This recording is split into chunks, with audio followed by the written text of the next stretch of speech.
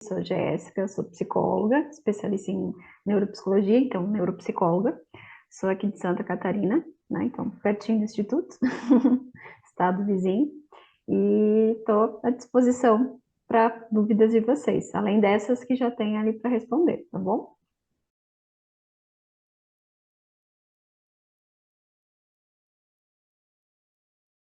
É uma ótima pergunta, porque normalmente o VISC é o teste de inteligência mais conhecido.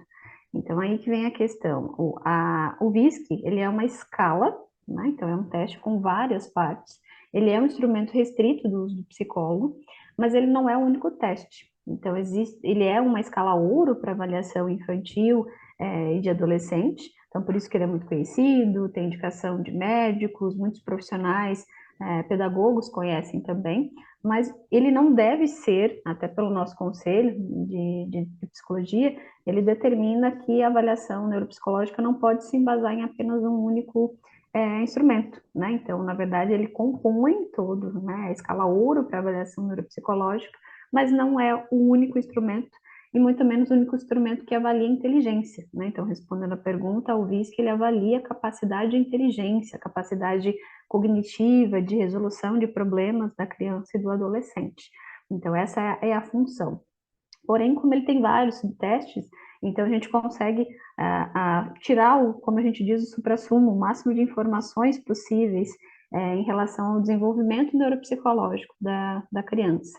Então a gente consegue observar habilidades verbais, habilidades de atenção, de memória, memória operacional. Então são várias habilidades específicas, até mesmo as questões comportamentais. Então, tem alguns subtestes que as perguntas são para resolver situações, problemas, e às vezes essas situações, problemas são situações cotidianas em relação a interações sociais, como deve se portar socialmente, né?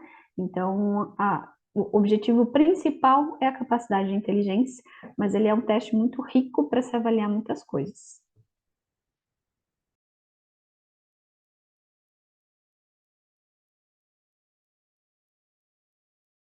Ótima pergunta, por quê?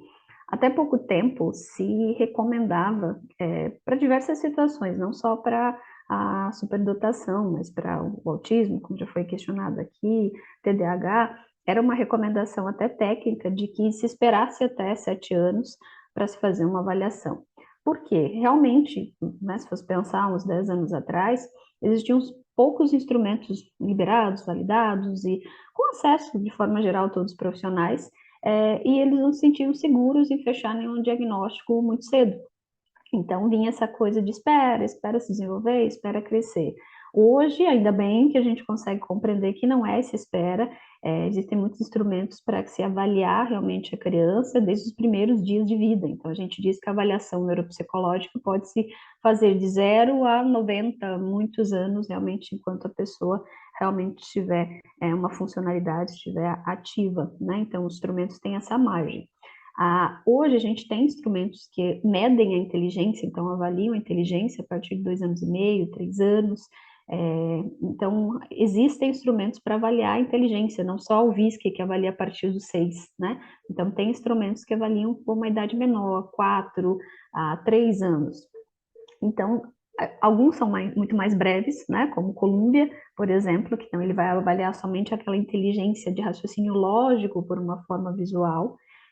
E outros, né, que são indicados, são testes ouro também para avaliação, como o som R, que se avalia a partir de 2 anos e meio, e que também, assim como o VISC, se compõe de subtestes, né, que vão avaliar de forma não verbal, principalmente, por isso que ele é muito rico para crianças pequenas, e se tratando de dupla excepcionalidade em crianças não verbais, que podem estar no espectro autista, no transtorno do espectro autista, e não serem verbais, né?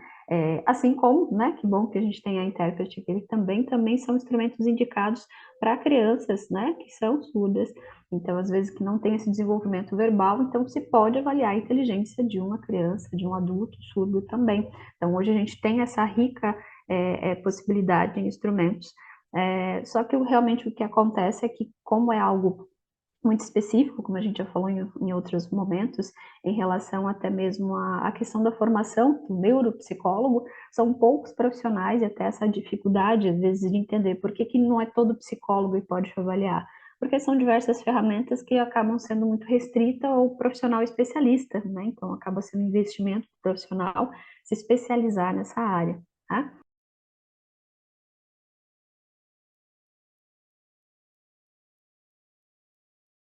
Uma das maiores dificuldades, né, quando existe a dupla excepcionalidade, é porque se trata de uma grande, né, habilidade ali, altas habilidades, uma habilidade acima da média, e o TEA é um transtorno que tem prejuízos, então a coisa se equilibra, né?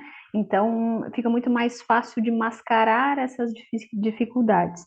Então fica muito mais complicado e normalmente numa equipe multiprofissional, alguns profissionais têm uma visão, outros têm outras, o que deixa a família louca, né? Nesse sentido de, tá, como assim, é ou não é? Porque são, assim como o Luiz pontuou, são sutilezas, né? Então, essas sutilezas a gente realmente fecha o diagnóstico olhando ao curso desse desenvolvimento.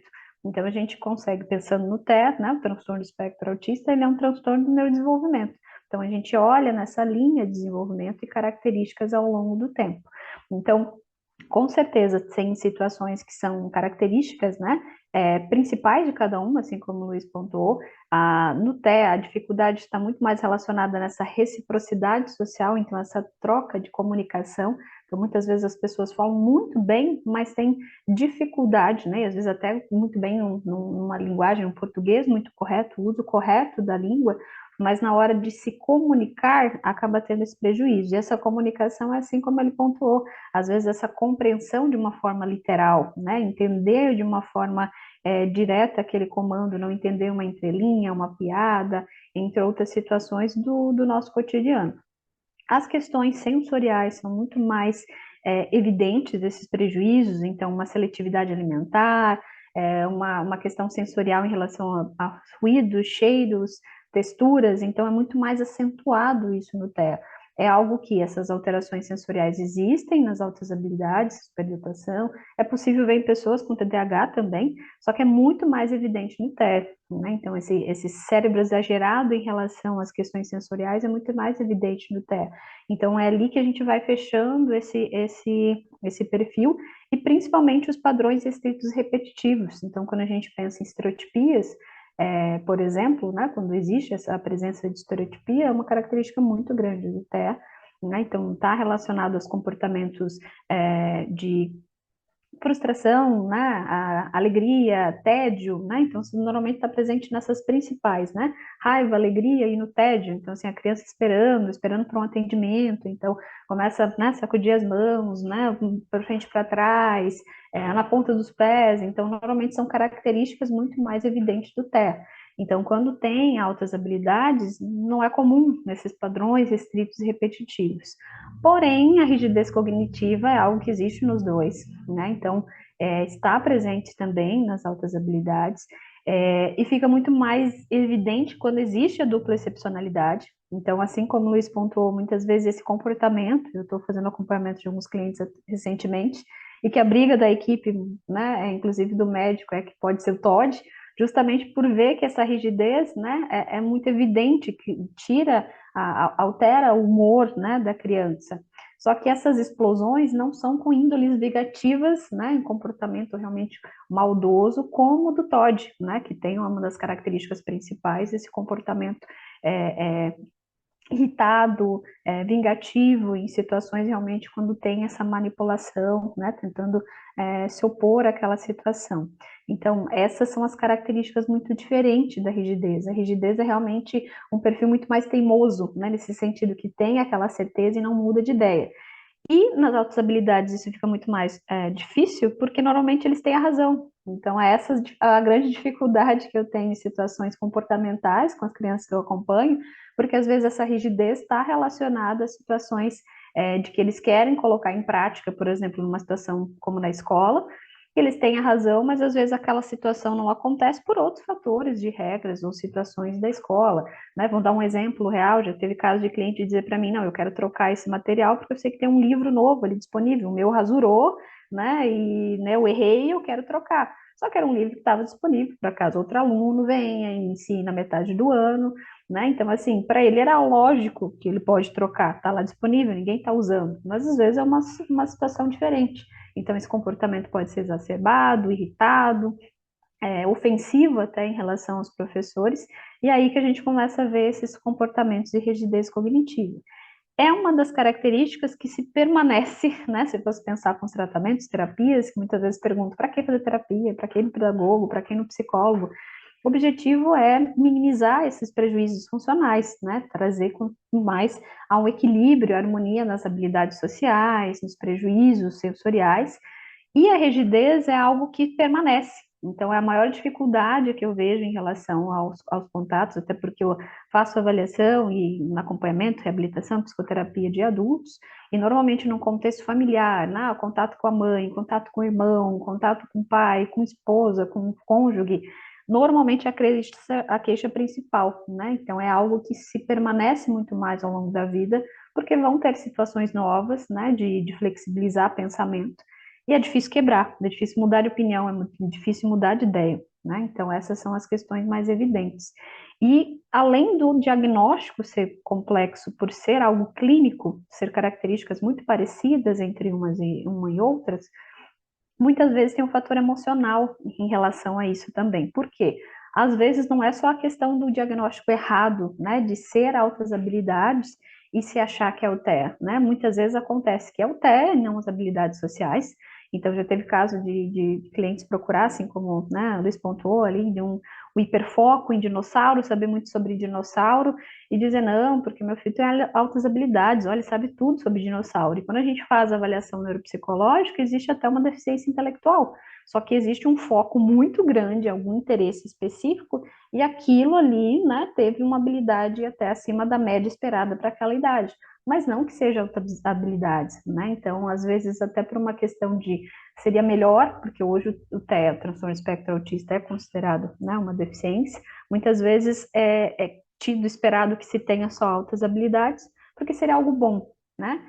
E aí é que eu digo, nem tão sempre bom, né? Tá aqui todos para pontuar em relação aos estudos, né? Em relação a isso, tem até autores que se questionam se altas habilidades e superdotação não deveria estar na classe dos transtornos, porque traz prejuízos, né? Então, assim, tá tudo acima da média, tem muita inteligência, só que uma dessas habilidades, talvez características principais que vão diferir, né, o TEA de altas habilidades, é que são pessoas muito mais sensíveis em relação a até essa percepção, né? Então, de perceber, ah, não, minha esposa tá brava, talvez eu não sei exatamente o que que é, mas tá brava quando se tem o TEA, e trazer isso para si, né? Então, se preocupar com o outro, o que vai acontecer com o outro, o que o outro está pensando, e acaba sofrendo muito mais e levando a quadro de depressão.